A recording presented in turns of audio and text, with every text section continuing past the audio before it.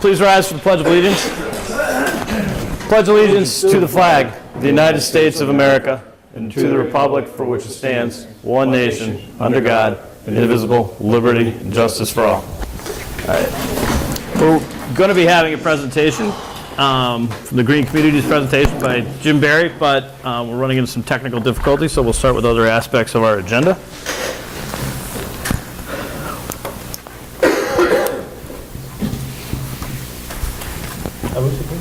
Well, you got to accept departmental reports. Oh, okay. Yep. Sounds good to me. Make a motion to accept departmental reports. I'll second the motion. All those in favor? Aye. Aye. Make a motion to approve and sign maintenance warrant FY18 number 24, 25, 26, 27, and 28. I'll second the motion. I already signed them, so I guess all in favor? Aye. Okay, I have two appointments for tonight. The first one is Jeffrey Harlan. This is the building inspector through June 30th of 2018. And the other one is Ben Haley to the Historic Commission through June 30th of 2018. Any discussion? Motion? Make a motion to appoint building inspector. Affirm. Affirm. Building inspector. Dan Wilkes. Ben Haley to the Historic Commission. Ben Haley to the Historic Commission. All in favor?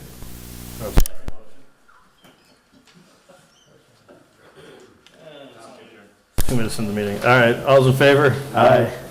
All right. Last week I went to a training session on the LUCA initiative through the Secretary of State in the Commonwealth. Basically, LUCA stands for Local Update of Census Addresses, getting ready for the 2020 census. It doesn't seem to be too bad of a process. Basically, they will provide us with a list of addresses. We have to verify the addresses and let them know if there's any buildings that will probably be taken down before the 2020 census, or if we have any building permits, new construction permits, that will be completed by 2020. And that's all we're really doing, is going through and checking that type of stuff. Next thing is our annual tree lighting is going to be held on Sunday, December 3rd at the police station. Be nice if you could try and attend. The day after Thanksgiving, Kathy and I are going to be taking it off, so we will be having the selectman's office closed. It's usually a slow day anyways. The next item is I've been contacted by a couple departments that have a lot of records that need to be shredded. And I wanted to know if the board wanted to do a community shred day where we would contact ProShred or a company of that like that. Be open between certain hours and allow the residents to bring any documents they want for shredding. I think it's a great idea. I do too. Sounds fun. Okay, so I'd like to try and get that scheduled in and get it out, let everybody know. All right. Excellent. And basically, that's pretty much it for me. All right. And I think Jim's almost ready. Okay.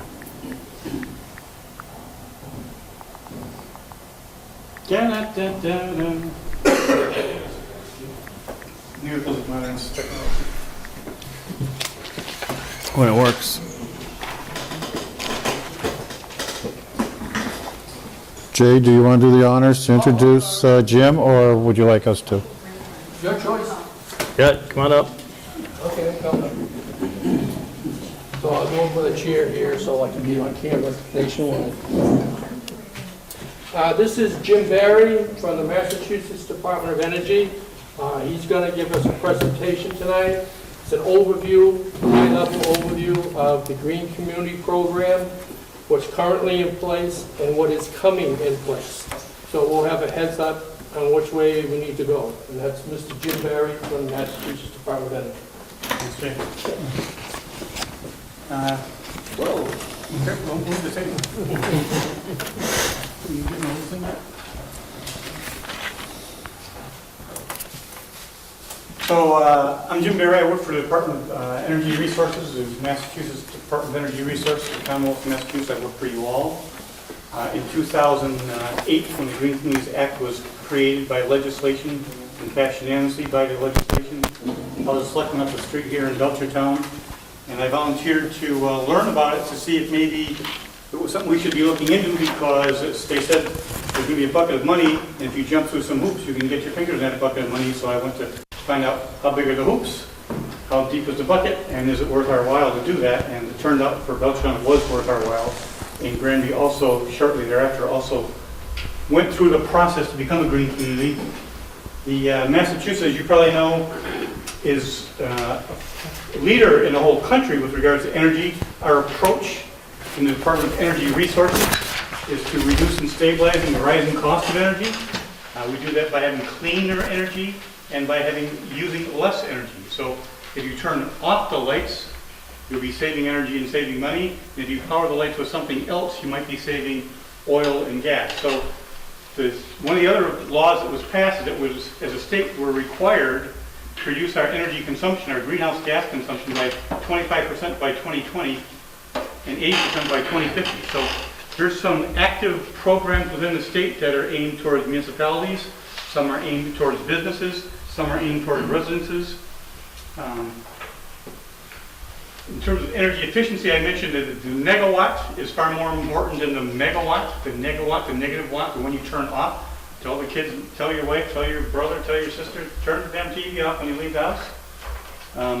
We are ranked #1 in the whole state with regards to energy efficiency per capita. Excuse me, #1 in the whole country. We have been for 6 years running. So the Green Communities Division was created by Green Communities Act, and that's the division I worked for. I was hired after learning enough about it that when I went for the interview with someone who had just been hired to run the program, I knew more about the program than that person who had just been hired, because I had been going around learning about it because I wanted to see if I could get our hands in a bucket of money.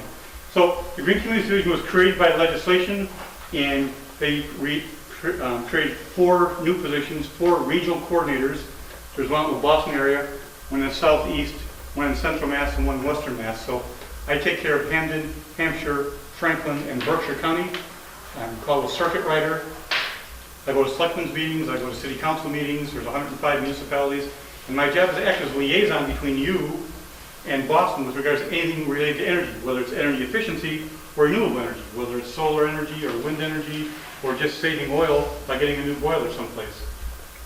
The Green Communities Division, for which I work, has a number of programs that are accessed by and aimed towards municipalities. I spend very little time with residential customers. I spend very little time with businesses.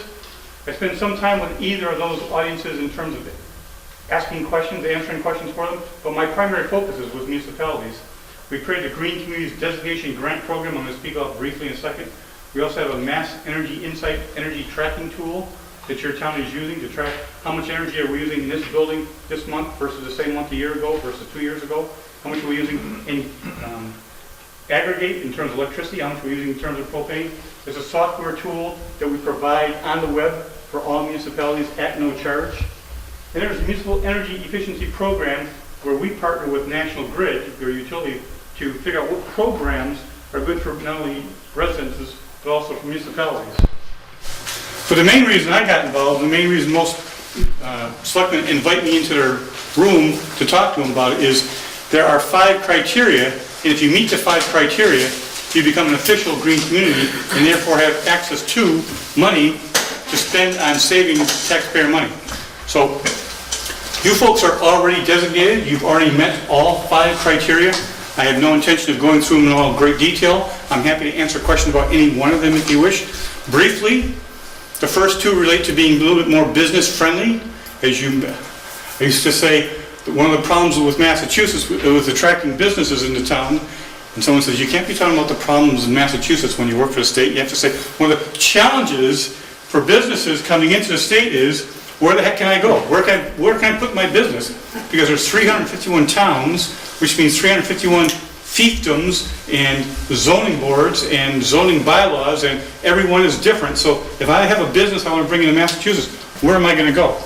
So the idea of the Green Communities Program is to make it at least every green community has some place in town that their zoning allows for energy efficiency or renewable energy in manufacturing or research and development or in generation to happen by right. So you folks allow for research and development in some parts of your town without a special permit. So that was how you were able to qualify to become a green community. Other small towns that don't have manufacturing so I was in Egremont. It was like the second weekend of job. I went down to, you know where Egremont is? It was way out there. Very small, tiny town. I was talking to this nice woman about zoning, and she says, the folks in Egremont are aggressively protective of the way things are. I've never heard that sentence before. What's that mean? Every single permit is a special permit. Every single permit goes through a special permitting process. And a special permitting process, as you may know, allows a town to say, you know, we don't think it fits with the neighborhood, so we're just going to say no. So they weren't interested in zoning. So I went away for a couple of years until I was up in Rowe, and someone in Rowe had a similar situation. Rowe is way up north there.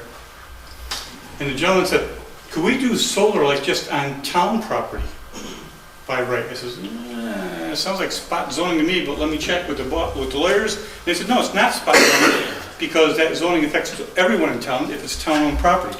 So they passed a bylaw that says on town-owned property, if it's 250 megawatts of power, you can do it with by right without special permit. If it's huge farm, I'm going to say special permit. But if it's medium size and it's on town property, it can be by right, which met our criteria, but they still maintain exquisite control over it because they own it. So immediately I went back on Egremont, so you guys should try the same idea. And anyway, so criteria 1 and 2 talk about making it a little bit more business friendly. Some towns have changed their zoning. It actually has worked. They brought business in the town, whether it's research and development or primarily solar fields. That's the thing that's most be happening around. Criteria 3 says that each individual town is going to analyze the energy that they use in municipal buildings and schools and traffic lights and street lights, find out how much energy they actually use in a given year, and come up with a plan to reduce it by 20%. So that's what criteria 3 is. You folks did do that. You did analyze your buildings, did find out how much energy you're using, and you did come up with a plan. Now, it's a plan, which means what happened 3 years ago might not be the same today. Maybe priorities change. Maybe the school we thought we were going to fix, we said we're not going to fix. Maybe the town hall we thought we were going to fix, we're not going to fix. So it's a plan that evolves, and that's okay with us as long as you're walking forward and trying to do things to save energy, whether it's saving energy or using renewable energy. Criteria 4 says we're going to promise that when we get new vehicles in our town, they're going to be fuel-efficient vehicles wherever they're practicable and available. We'll let that sit for a minute because you have done make that promise. And the 5th criteria was the stretch code, which many towns struggled with in the beginning, but it turns out that it's no longer much of a stretch. So many towns that have said no years ago because they were concerned what it would do to the construction world have since learned that the standard building code has caught up with the stretch code, and now it's not much different, and many towns that said no years ago have said yes recently. So those are the 5 hoops you have to jump through to become a green community, get the green star on your forehead. Your town did do that. And then there's grants available that you can apply for to do energy efficiency projects or renewable energy projects on municipal land, which your town has also done. One of the things I was asked to mention is that these are applications for designation, or you don't have this in your handout. I was asked today to make sure not to forget to mention that the applications for the designation and applications for money come through the Board of Selectmen. It is a contract between the Commonwealth of Massachusetts and the municipality, the town of Granby, and the Board of Selectmen is the chief elected official officer. By law is the only people that can sign applications to us. In addition, there's a concern that we have with regards to those 5 criteria. Some towns might jump through all 5 hoops and then a week or 2 later say, yeah, we're not doing that anymore. We got the green star, will give us the money. Well, once you become a green community, we of course ask you to tell us about it every year, how you're doing on all 5 criteria. We're curious of it. Did the zoning make a difference? Did the 5-year plan work? How far along are you toward working that? You promised to only get fuel-efficient vehicles. Did you keep that promise? So we ask a bunch of questions every year, and again, we ask the Chief Executive Officer to sign that, and the Chief Executive Officer in your town would be the Chairman of the Board of Selectmen. So those are the key points to keep in mind, is that the Green Communities Program and Division and our grants and applications are all directed towards the municipality. I can't sign a contract with the residents, I can't sign a contract with a business in town, or even another department in town. So when we first started this in 2008, 2009, we said, well, who's going to do this? Besides Cambridge and Amherst, who else will do it? Well, it turns out quite a few people are doing it, because quite a few people are looking for the money. Every October, we ask for more applications. This is from a year ago, October. We had 30 new green communities, and just this past week, we had another 25 applications came in. So it turns out to be a pretty popular program, because at a minimum, everybody gets $125,000. And based on population and income, bigger cities get more money than small towns, and poor towns get more money than rich towns. So everybody gets at least $125,000. You folks were awarded $144,000. You're in the process of spending it down. We did some solar panels. We've done some energy audits. I'll let Jay give you the details of all the things that you folks have done to spend the money. You still have some more money to spend. Once it's all spent, and all the paperwork is done, and all the I's are dotted, and T's are crossed, and I come out to see, did they really put in the boiler? Yes, they did put in the boiler. They did not go to Hawaii. And if you do the annual report timely, then you're eligible for what we call competitive grants once a year, where you can apply for up to $250,000 for further energy reduction plans.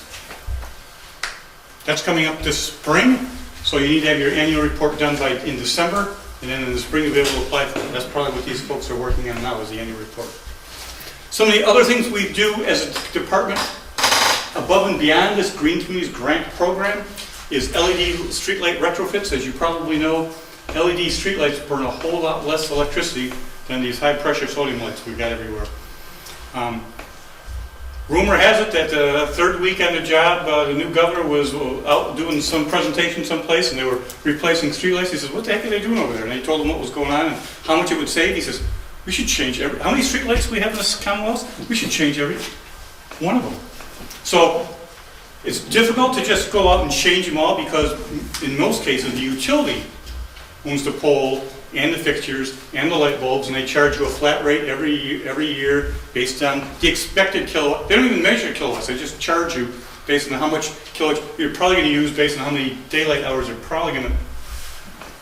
But municipal light plants, cities and towns that have their own light plants, like South Hadley, like Chicopee has their own light plant, then the Commonwealth said, since the municipality, who we deal with, we don't deal with National Grid, we deal with, if you own the light bulbs, if you own the streetlights, we'll give you up to half off on all your, so we've been doing a whole lot of streetlight retrofits.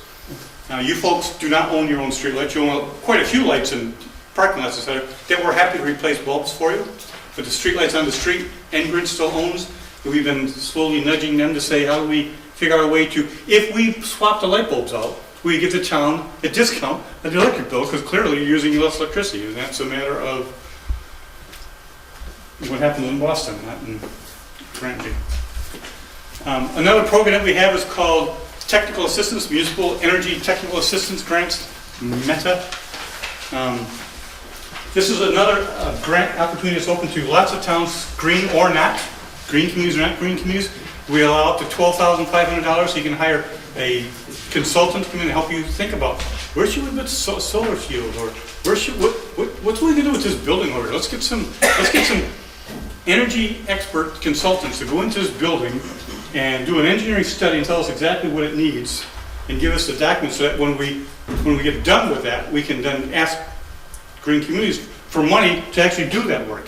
We invite you to apply for money to spend on energy projects, but you have to tell us what you're going to do. What are you replacing? What's your expected savings? You've got an old boiler that's at 80% efficiency, you're going to replace it with a 92%. We can do the math on that, but some other things like EMS systems or full HVAC replacements, we want a little bit more detail. So this is a way to get money from us to hire an expert to offer suggestions on one or two ways to make a building far more energy efficient. And then once you have that information, then you have information to ask us for money to actually do the job. In addition to, that's how it started, was hiring technical assistants. This past year we expanded to allow for folks like the Pioneer Valley Planning Commission to receive some money from us to offer help to small towns in terms of doing paperwork and the annual report and grant applications, because not always do we have a professional grant writer on staff, or even if we have somebody who's familiar with it, do they have time to do it. So this is to allow us to give someone else who can do that kind of work and help hold your hand and get some of this work done in a timely manner. Another thing is coming soon. It's not quite, they've been talking about it for a while. When they say soon, I just say, okay, because I don't know what soon means in Boston. They're putting out a whole new set of grants that are going to be aimed at energy efficiency in low and moderate income homeowners. So this will not be through my department, through the board. It will be through some other agency, possibly Pioneer Valley Planning Commission, possibly with one of these cooperatives that really do energy efficiency projects in low-income housing already. These folks already exist. So the idea is to channel. We all know we can have a no-cost mass save energy audit, right? We all know that you can, every 3 years, you can have someone come into your house, look it over, and show you what you can do to save energy.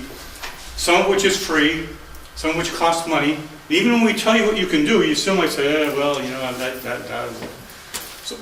So this would be money to help pay for some of those things that have been discovered, and it's going to be aimed at moderate and low-income homeowners. That's coming this fall. Should be here. Another one that's coming soon is commercial PACE. You may have heard of Property Assessed Clean Energy. This is a financial, there's a lot of people who, this is based at commercial industrial property owners. A lot of folks own large office buildings and would love to do some energy efficiency stuff. And we have to go borrow money to make energy efficiency stuff. Are we going to make any money on this? Because the tenants we have to charge.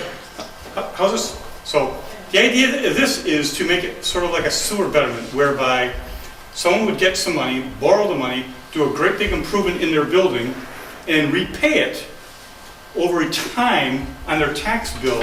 And if they sold the property, the next person would also continue to pay it until it was paid off. So it's low interest, long term. It's a way to get business folks who are thinking 3, 4, 5 year payback, and maybe it's not, you know, because they could get a 15-year loan, then maybe.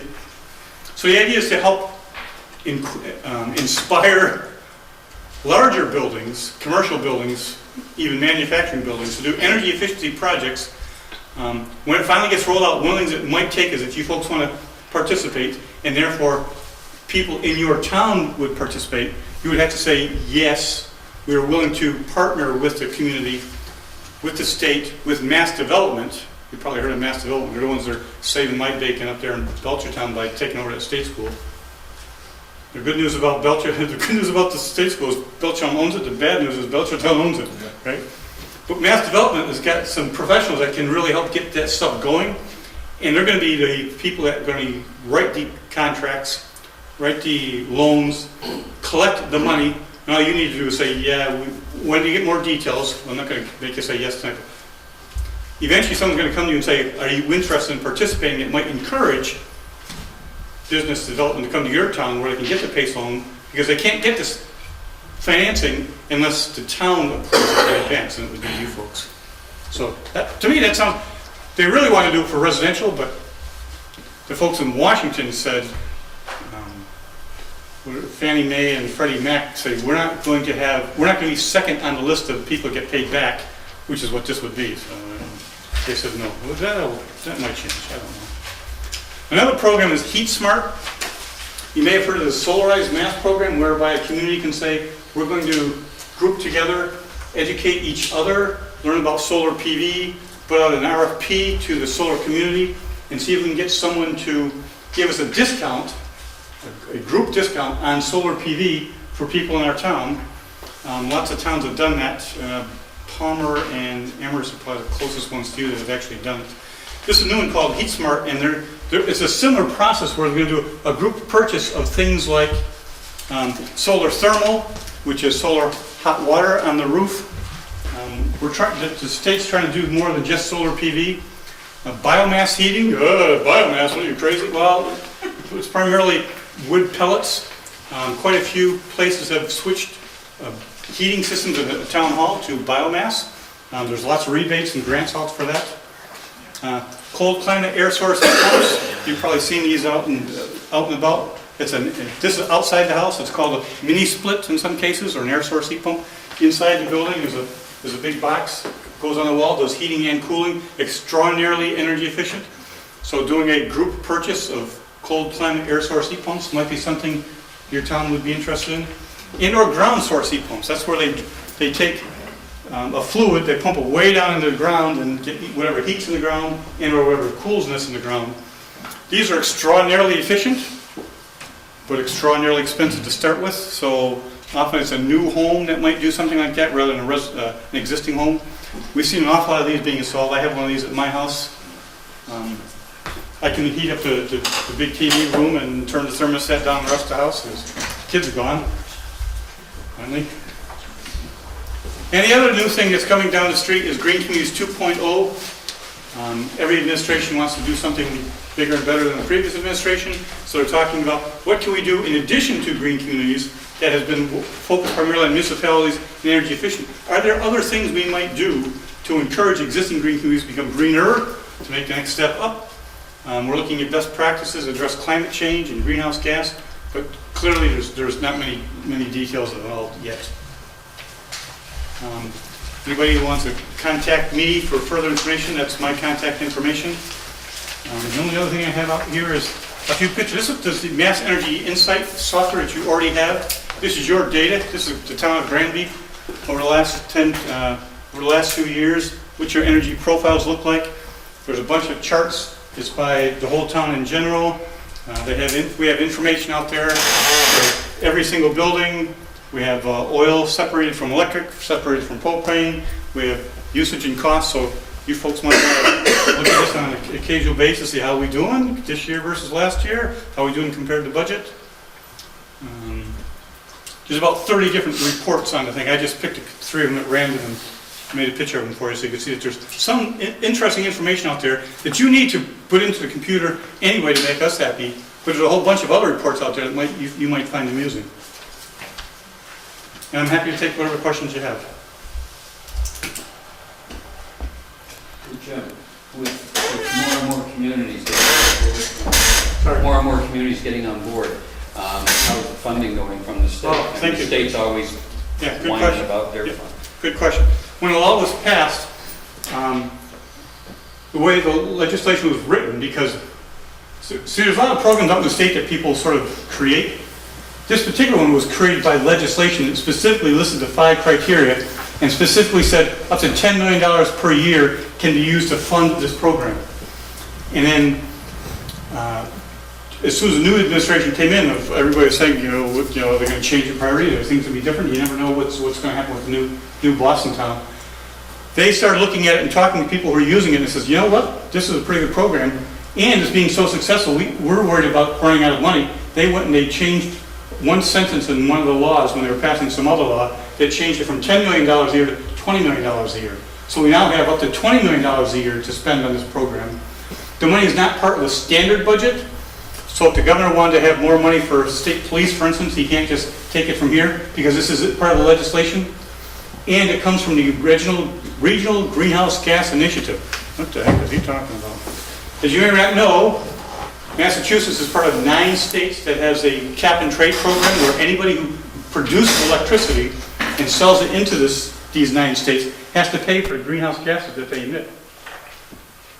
The proceeds from those auctions go back to the 9 states proportionally, and Massachusetts uses 70% for the Mass Save program that you all can have access to, and some of the money is earmarked for us. So there's an income stream.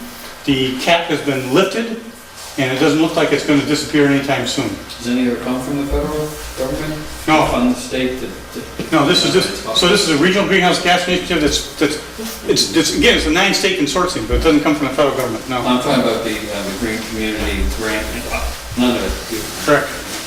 So we don't have a question mark over our heads over what's going on down there.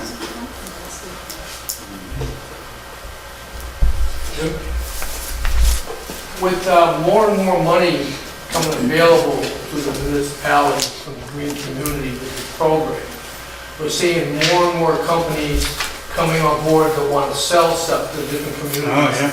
that are out there. And you touched on it briefly, but it's very important that everybody in the town realize that our town of Granby is a green community. Now, if anybody comes into town that wants to sell something to the town or give them a program, if it's related to the green community status in any way, shape, or form, the three gentlemen up there are the only ones allowed to approve it. For an example, within this program, if you don't follow the terms and conditions, you can get violations. Thus, you cannot apply for grants. If a department within the town was to schedule something with somebody else, and there was a caveat that you have to be a green community program, and the Board of Selectmen didn't know about it, and that department created a violation, the whole town would suffer. Yeah. Yeah, I guess the short story is anything that's related to green communities, capital G, capital C, should go through the board. And any questions from the board or other departments about is this needed? Is this part of it? Is this, just give me a call. I mean, I've got a list of what's legal and what ain't legal. And you had discussed at me at one time, part of the initiatives that's coming out. Granby is mainly an agricultural town. The town owns a substantial amount of land. And it is possible to put solar, if the town was to, and on town land, and then the town would reap the revenue from that solar because we don't have an industrial base. If we did that, we could get some money to build the industrial base for the water and sewer to bring it in. Because the land would only be like leased for 20 years, and then it would be dismantled, and the land always remains owned by the town. The town is not selling the land. That's one option. What you might consider doing is applying for the Meta grant that I mentioned, up to $12,500, and hire a energy consultant to come in and just chat with you. So what sort of things were you thinking about? And then go away and come back with 3 or 4 ideas that you might want to consider. And then you might say, yeah, well, let's focus on this one. And then rather than you and I trying to guess it. Right. We know quite a bit, but we don't know what they're, I don't know everything. The Meta grant you're discussing right now, that's coming up in the spring. Yep. Consultant. Yep. And Mr. Beal will be happy to sign it, I believe. We got 7 months left, so. I'll stop every, I said it. To get everything done 7 months before you leave? The rest of you, You guys will be fine with you're that. gonna turn the bump into what? I told you, power down.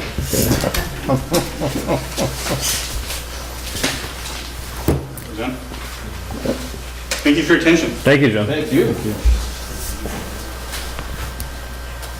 Now, I'll just ask a question to the Board of Selectmen. Do you want the Energy Committee to go over what we've spent the money on and what we're projecting for the application for the next one, or don't want you to go that way? I wouldn't go that way right now, but yeah. That's why I asked the question and didn't say nothing. Thank you. Do you want to take a brief recess, let Jim break? Yeah, we'll take 5 and then let Jim break down, and then we can reopen with sewers. Mr. DeRozier, come on, yes.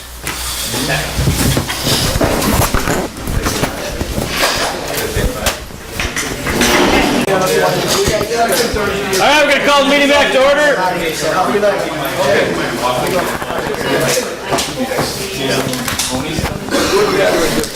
What Jim's saying is fine.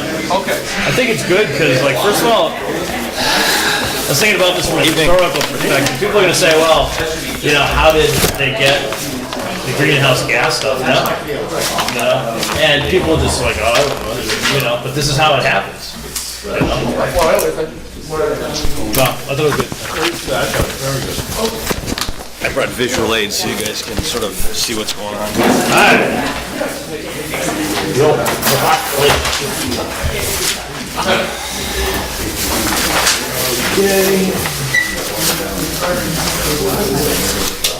Basically, Cold Hill.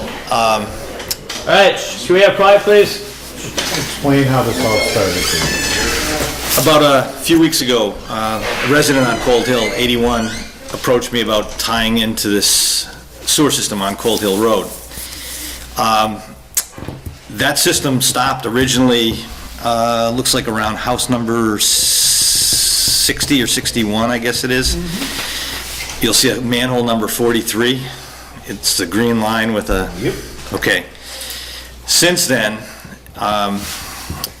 several groups of residents have approached various boards of selectmen over the years and extended the line all the way up. Right now, it currently reaches 85 Cold Hill, which is right near the D on Cold Hill Road. That line has been extended up at least, I don't know what the scale is on your map there, probably 600, 700 feet, plus a force main that crosses Cold Hill Road. There was really little or no engineering done on that section of line. I don't know what's out there as far as cleanouts.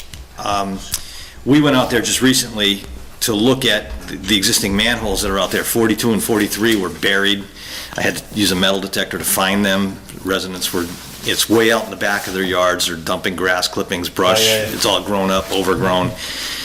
So even the manholes are hard to find in a situation like this, but typically it becomes increasingly difficult for us to maintain a system in a backyard like that. We can't bring any heavy equipment in like our jet rod or if there was ever a blockage.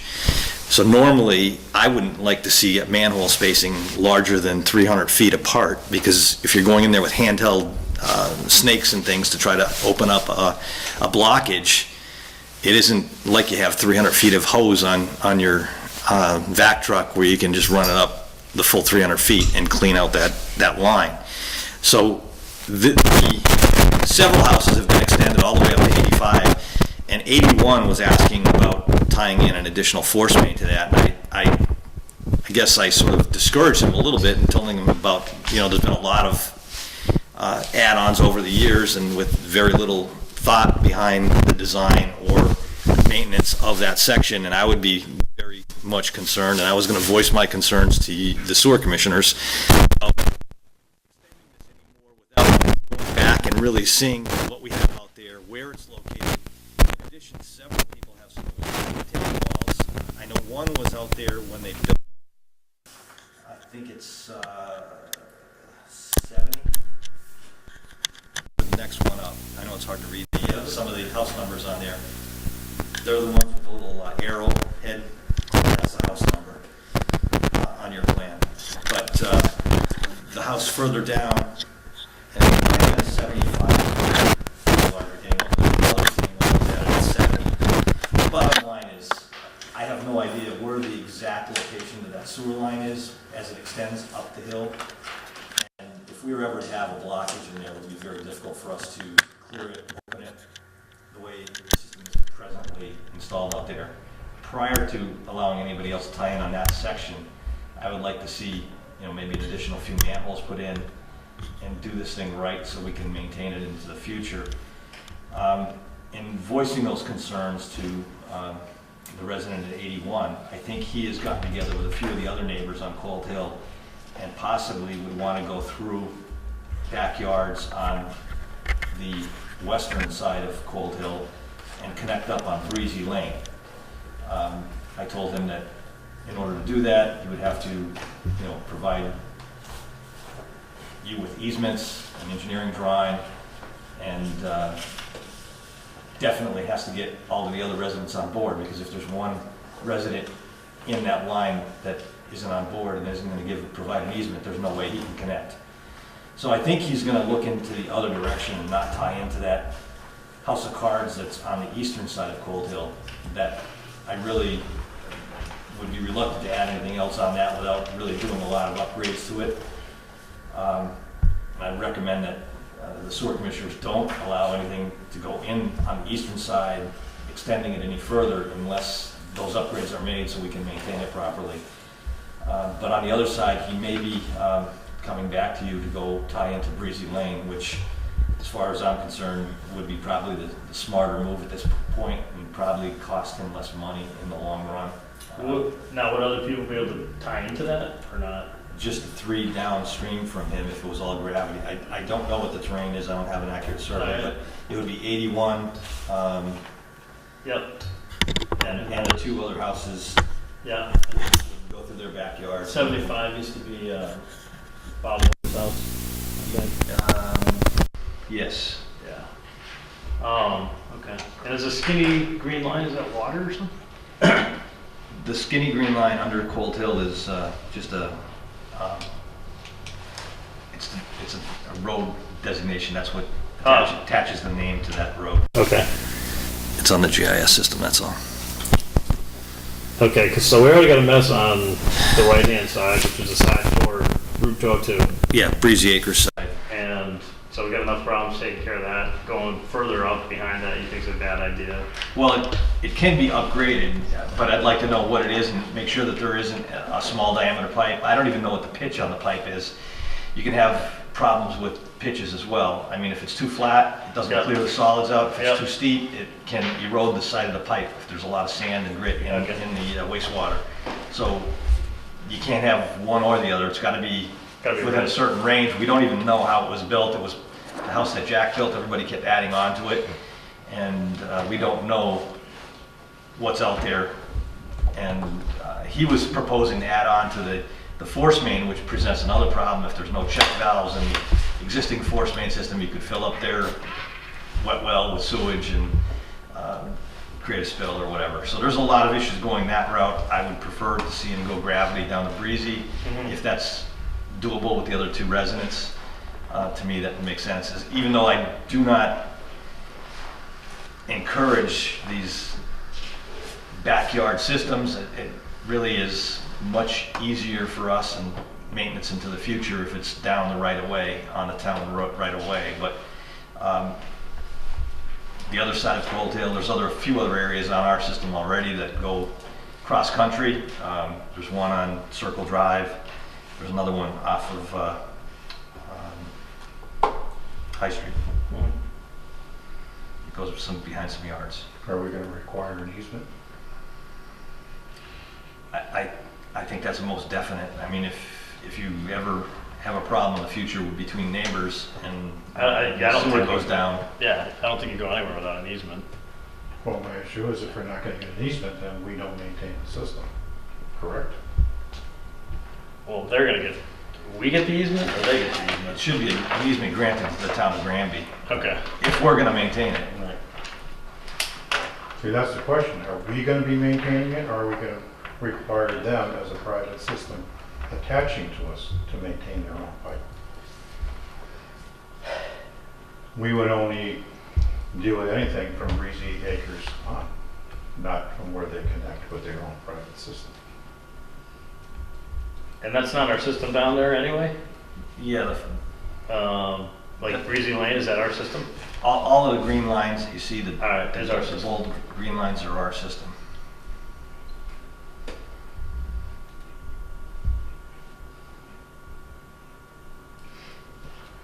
Because if we are going to maintain this system, it should be built to certain specifications. Oh, definitely. I mean, I think you have to call them specifications, so like you have to pay for engineering and all that kind of stuff. And I'm just trying to figure out where the heck how would you access it? Would you just, do they have to like punch the easement like at the end of Breezy and just keep going up? Yeah. So you could access it?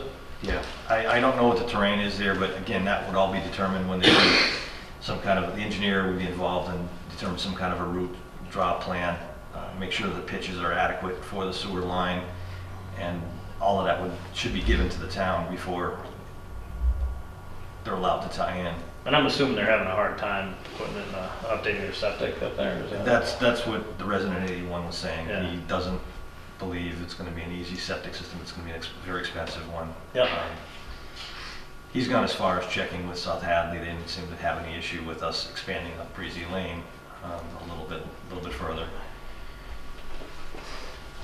Well, as long as they can meet our specifications and get the easements, I mean, Grant us the easement. yes. We're not going to pay for it, we can be granted. Right. I mean, because that's only, there's no benefit to the town at large, it's only benefits to the residents. Yes.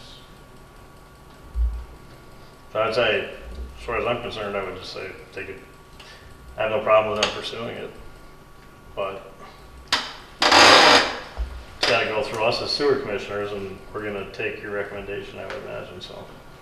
My advice was him to come back to Chris and talk to him about what would be required in the future, but that's pretty much what I Okay. give him. Right now, it's just a thought. I don't know if it's feasible to even do it, but I'm not sure he has definitely got the other two homeowners committed financially. I mean, they should have an idea of what they're up against as well, as far as cost. So they probably should entertain seeking out an engineer or something to give them some ballpark estimates on what this is going to cost to do any surveying, create the easement, and a small plan or whatever for us. And if the other few homeowners are still on board with that, then I would say go ahead and get the engineering done and submit a plan to us for approval. Yeah, so who's he been talking to? The resident talking to you, Chris, or talking to Dave? He stopped in and Right. visited me a couple of times. Once was today, in fact. And today is when he gave me the information. He wasn't going to even try to pursue going on the east side. He was going to try to go to Breezy, knowing that it's only gravity. It's a lot simpler of a system for him too. Yeah. He doesn't have to put a pump in. You don't have to pay electricity forever. Yeah. It's just a gravity main right down the Breezy Lane and gone. Okay. So you can relay our general, I guess. We generally think it's okay. I'm not opposed to it. No, I think I'm it's not okay. opposed either. All right. So as long as he works with you and Chris and comes to us for, final approval, we're in agreement. Okay. All right. Thanks. All righty. And I'll keep those if you want them, or sewer commission is the thing I'm gonna miss the most. I had to work hard. Sorry about the I time. I forgot what you missed that one. didn't know there's a pond back there though. You see that? Granby, so- Do you see that from your house? That pond or not? Is that you? That's you right there. No, it's not. Yeah, is that you? No, right. Oh, right here. Oh, okay. That's Oh, was that Wilson? that little speck is coming. Yeah. Oh, is that the barn or something? Oh, wait a second. That's 1, 2. This is me right here. All right. You have such a big house on it, I was confused with the barn. Yeah. All right. And the only other thing we have is executive session. Okay, we We're are, going to do the HIPAA regulations we're going to talk about. so, we are going to take an executive session. We'll return only during the regular meeting. So, all those in favor of going into executive session? Sexton, aye. Dale, aye?